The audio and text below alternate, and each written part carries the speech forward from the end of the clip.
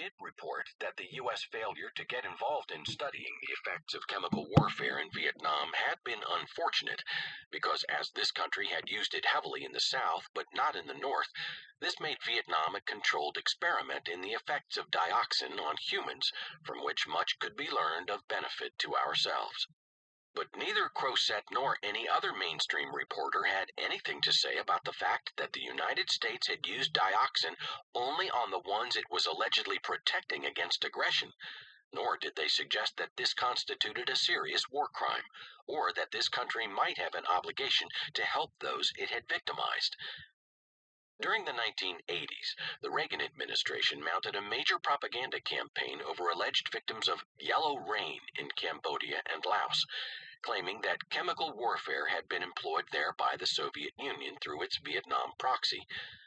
This propaganda effort eventually collapsed following the U.S. Army's own inability to confirm this warfare, and more important, the finding that the alleged yellow rain was bee feces, not chemicals.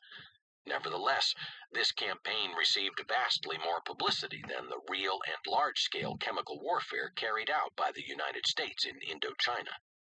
The Wall Street Journal, which had heavily featured yellow rain and expressed the greatest indignation at this display of communist evil, never mentioned the U.S. employment of chemicals in that area during its yellow rain campaign. The journal's publisher, Peter Kahn, eventually wrote that the Vietnam War record had clarified who were the good guys and who were the bad guys, definitively shown by the poisoned fields of Laos, his euphemism for yellow rain. In short, Kahn places the massive real-world use of chemical warfare by the United States in Orwell's black hole, and demonstrates communist evil by putting forward the discredited claim of yellow rain that his paper has still not admitted to be fraudulent. But the more important facts are these: that with the help of the media, the Soviet Union was effectively linked to the use of this ugly weapon based on false evidence, while by treating the real and large-scale use of chemical weapons in Indochina by the United States in very low key up to this very day, the media have helped convey the impression that this country is a moral force on this issue and opposes use of this terrible weaponry. U.S. leaders have opposed the use of chemical warfare by enemy states, but it is a different matter when they choose to use such weaponry themselves, or when a client state does the same. Rewriting Vietnam War history. There have been thousands of books written on the Vietnam War, and that war has been a brooding omnipresence in the U.S. culture since its end in 1975. For the dominant elite, the war represents an era in which resistance to national policy and the associated rise of...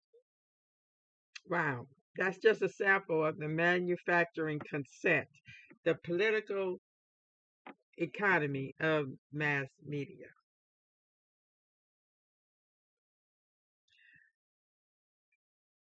That's why I don't believe nothing. I don't even believe my own eyes. How I live my life is from what I see and understand.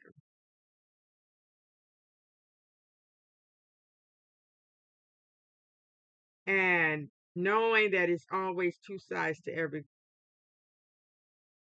situation. All we get is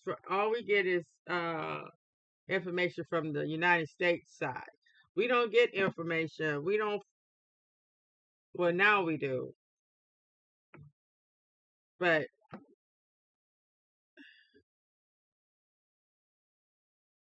we're always getting the hunters side of it, not the hunted.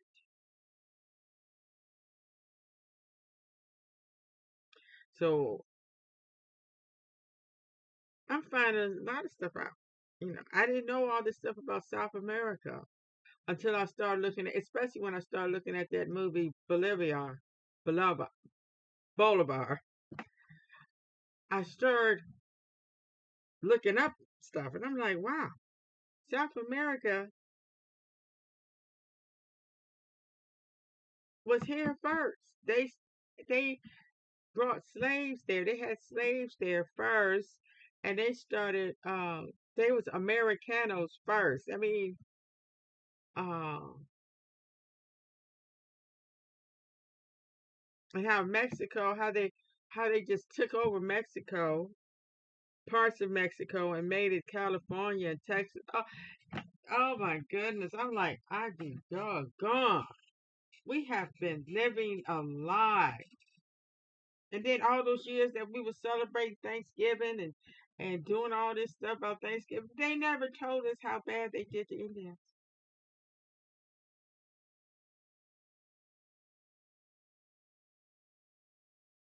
How they dressed up the annihilation of people, humans,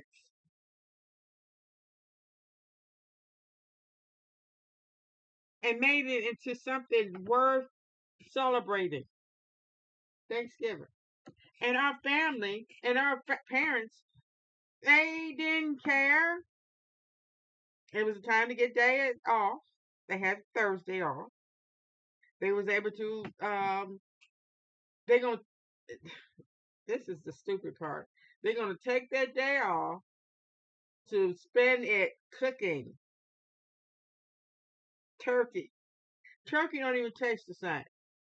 I haven't had a real taste in turkey in a very long time. I think you have to be really rich to get a good turkey. And ham don't taste as good as it used to. You spend all your time on your day off to cook this Thanksgiving meal, and then you have to turn around and go back to work the next day, unless you took that day off. And then your check going to be smaller, unless they have the. Well, I don't think they even had PO back then. Um, our parents did tell us,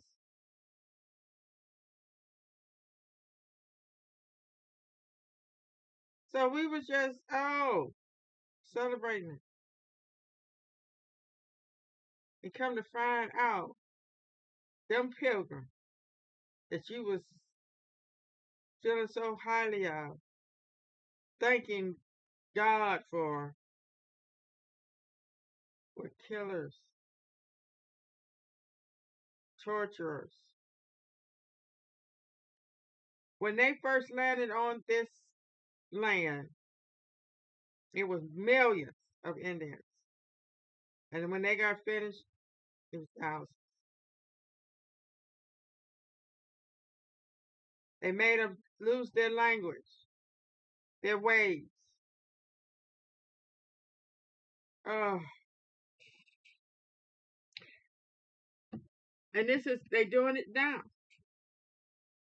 They are manufacturing, they are putting out this propaganda because they don't want people to know all the things that they did, because then they won't be able to continue to do it.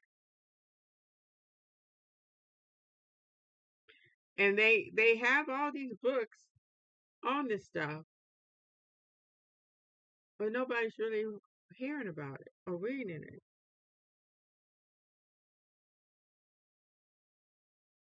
And then you think about it, so what?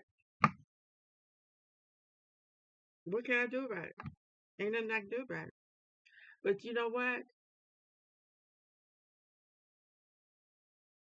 You never know when knowing this stuff is going to save you and your family. You never know.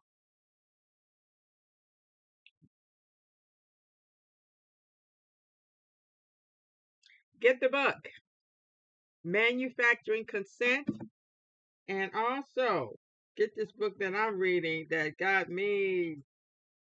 Woo,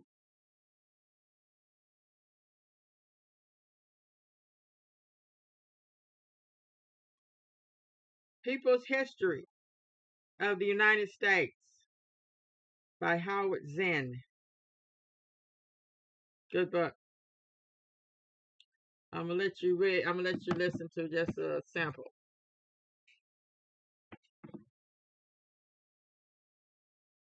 In the meantime, a revolutionary movement had grown there, determined to end colonial control and to achieve a new life for the peasants of Indochina.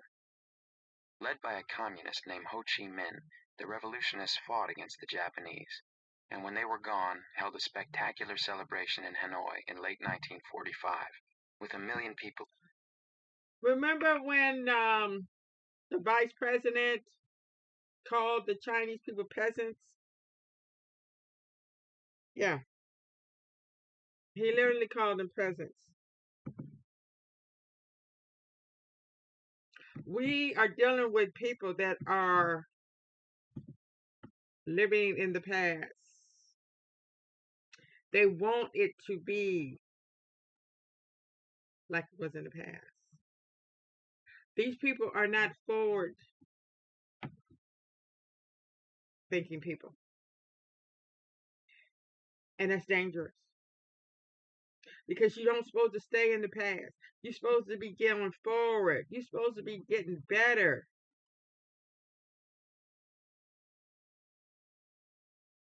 Just because the leaders are staying in the past, the people is not.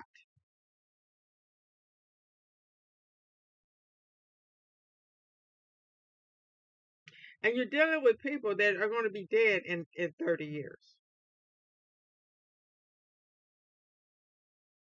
Or too old to speak. So what are they leaving behind? On the streets and issued a Declaration of Independence.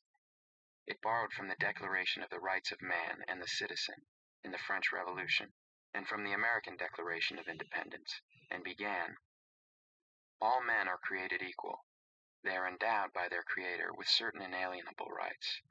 Among these are life, liberty, and the pursuit of happiness." Just as the Americans in 1776 had listed their grievances against the English king, the Vietnamese listed their complaints against French rule.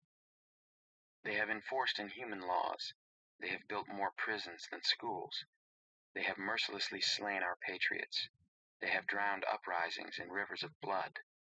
They have fettered public opinion. They have robbed us of our rice fields, our mines, our forests, and our raw materials. They have invented numerous unjustifiable taxes and reduced our people, especially our peasantry, to a state of extreme poverty. From the end of last year to the beginning of this year, more than 2 million of our fellow citizens died of starvation. The whole Vietnamese people, animated by a common purpose, are determined to fight to the bitter end against any attempt by the French colonialists to reconquer their country. The U.S. Defense Department study of the Vietnam War, intended to be top secret but released to the public by Daniel Ellsberg and Anthony Russo in the famous Pentagon Papers case, described Ho Chi Minh's work. Ho had built the Viet Minh into the only Vietnam-wide political organization capable of effective resistance to either the Japanese or the French.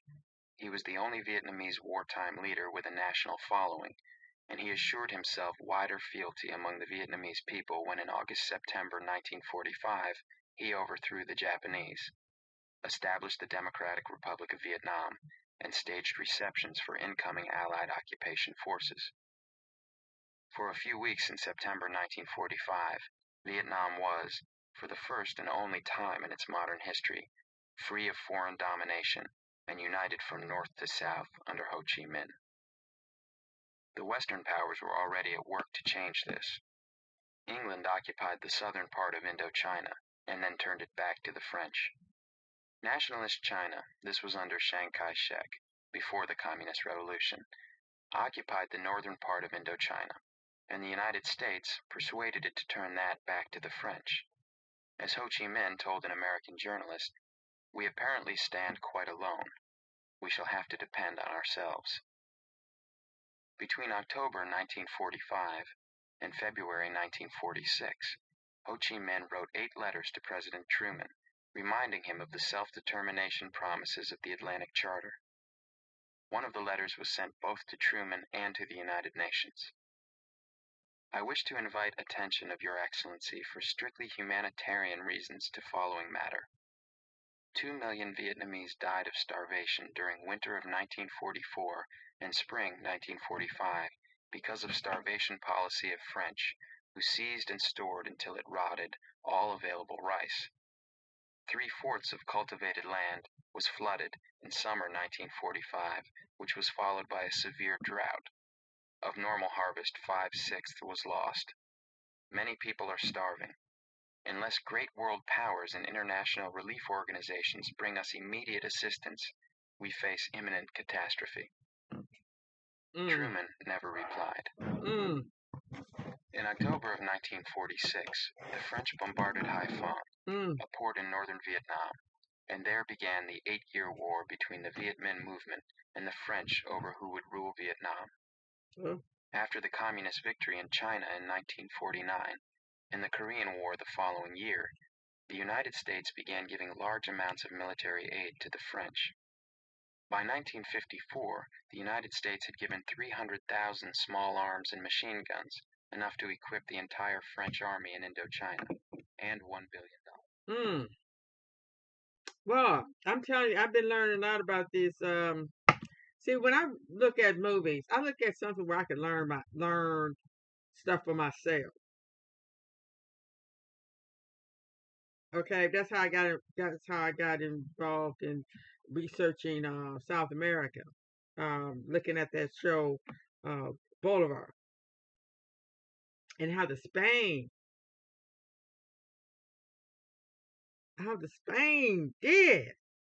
was involved in slavery, and the French, how French colonized.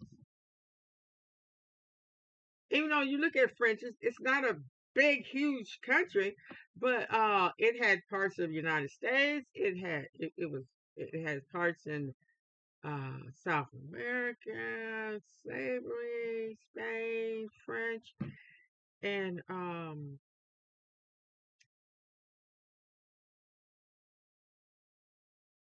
wow. But you don't ever hear too much about Africa. It seemed like they always put Africa as the butt end. They don't never bring up the power because they don't want people to know how powerful Africa was, how enriched it was, and how they were able to come in and destroy a country with their religion. See, they would dominate and take over people because just like now, you have people that just are not that bloodthirsty and then spend their whole life inventing weapons of mass destruction as the Europeans and the white people do.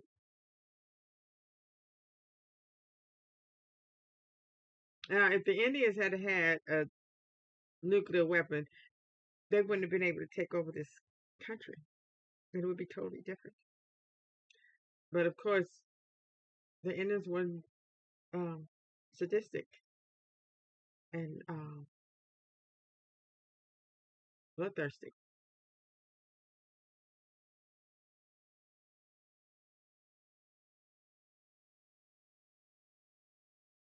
And wasn't diseased like the white people were. They came over with their white people diseases and killed a lot of them. Some whole tribes were decimated. And the reason why they don't talk about the Africans too much and their challenges and their um, wins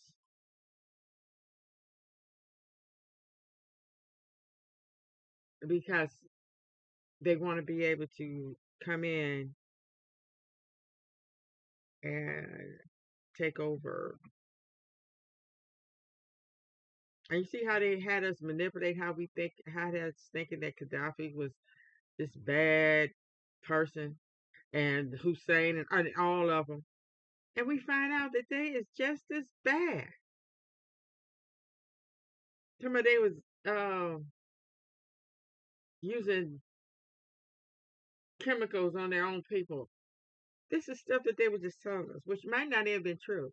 And we found out that they was using chemicals on people. And they had us thinking that it was okay to kill this man.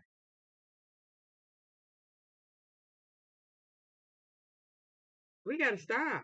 We gotta stop letting these people propaganda us and manipulate us and brainwash us. A lot of people have died, lived their life and died thinking these lies.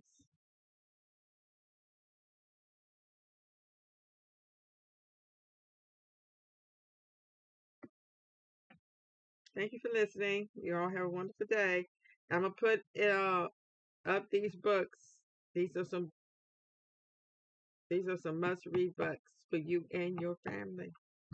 Instead of just having Bible studies, study the country, study the world history, and keep up with what's going on today. Thank you.